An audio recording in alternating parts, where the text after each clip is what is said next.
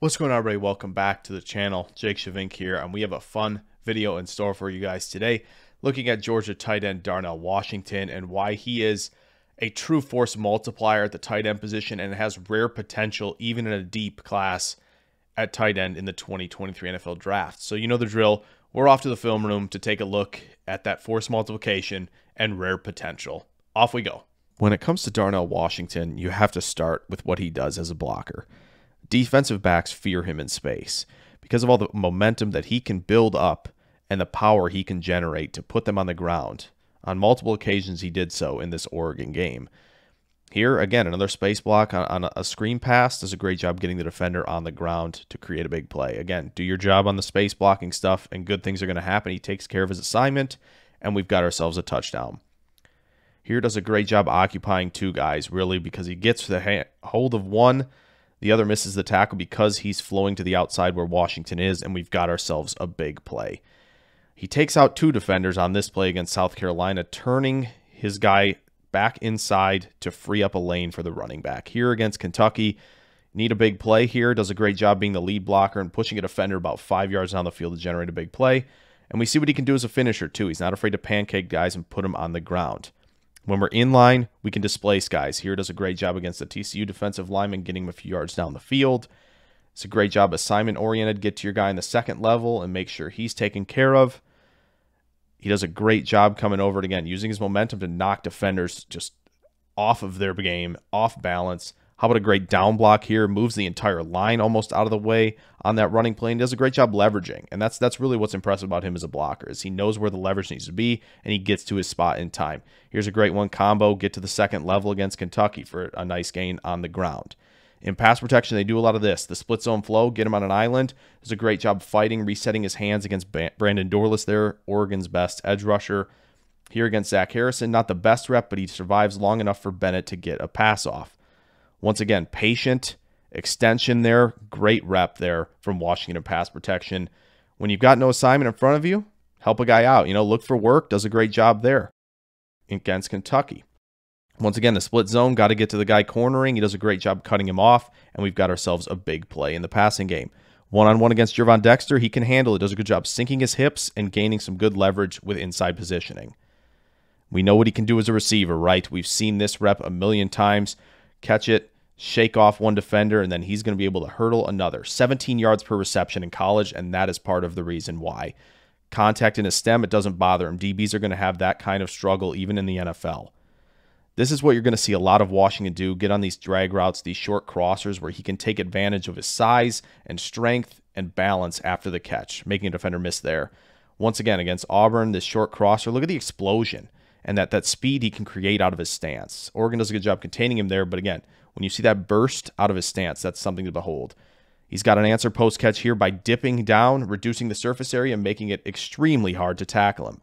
We know what he can do up the seam, right? Show off the 4.6 speed. Does a great job hauling this pass in and creating a little bit after the catch, being a bowling ball. One of my favorite reps here against TCU, does a great job using his hands at the top of his route, create some separation, a nice fluid break point as well. We've seen what he can do. He invites contact, and he's not afraid of it at all, and he does a good job bouncing off of tacklers. This is game on the line. Missouri need to make a play in a contested spot, and he does so, surviving and elevating to make that play. And he does a good job in the scramble drill, too, recognizing that Bennett's working back to his left. He does a good job getting open, even though the ball doesn't come his way. Now, not everything's perfect, right? We've seen the 10% drop rate, and he does so here, concentration drop. He's a little bit alligator. He gets his hands wide here against Mississippi State. We need to be able to haul this one in, even though we're adjusting to the football. Again, sometimes he looks springy out of his stance. Other times it looks clunky like this, where if he's not turning and he's still running, he probably still makes that play. A couple blocking reps I didn't like here. I know he's coming across the formation. This isn't exactly a block sustainment play, but really Washington needs to make sure that when he's colliding here, he doesn't have his head down. He needs to be able to see what he hits here. This defender gets by him and makes the tackle for loss. Here against Kentucky, I think this is a good rep given the circumstances, right? You're in the red zone, right? This is a goal line play. You just need to move him a little bit. But against NFL guys and against some SEC guys, this rep often where he gets out over his skis resulted in him losing balance and really losing that rep.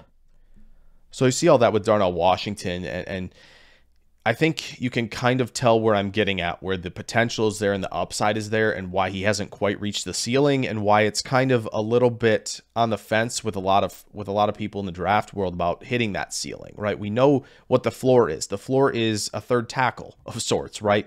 Getting out in space and being a force multiplier in the run game, working in line, right? Handling defensive ends, right? Being able to attach to a unit in zone blocking where you can climb to the second level, where you can handle combo blocks, right? Where you can turn defenders in or outside depending on where you need to leverage people. He's going to do that, right? And he's going to be a red zone threat immediately because he can elevate at the catch point and win above the rim and survive, pretty big hits because he's got such a big frame. But ultimately, where the superstar potential comes in and where that true ceiling lies really comes within himself. And it's really figuring out, coming into his body athletically and understanding this big frame. And we saw the athletic testing, and it just needs to come together at some point, right? The motor control, his movement skills. We saw the rep where it looked a little bit clunky coming out of, where he stands upright as a receiver, right? He struggles to get going a little bit. He does a better job when he's in the three-point stance, using that explosion, right, to get out up into the seam or in those short crossers. But we got to see more consistency in terms of, the route break transitions. Can he be more fluid in those? You saw a really nice one against TCU in the film room. Is that possible to do on a consistent basis? That's where we're going to see the ceiling hit for Darnell Washington, right? Is being a strong route runner, right? Being this fluid, explosive mover for a player of his size. That's just rare. It's almost unique, right? But can he hit that? That is the ultimate question. It does look like he can, right? He's shown the glimpses of being that player. And he didn't get a lot of targets in college, but for a guy who's got 17 yards per reception, who can win, in a variety of ways in all phases, really, and shows the ability after the catch to be really a nightmare, that potential lies within. It's just, can a team get that out of him to reach a ceiling that really a lot of prospects don't have? So I hope you guys enjoyed this video on Darnell Washington and got something out of it. It was a lot of fun to put together. Maybe throw a like down there. Subscribe if you're new. Got several more of these prospect film rooms coming out before the draft. So hope you guys stick around for those. I will catch you guys in the next video. Farewell.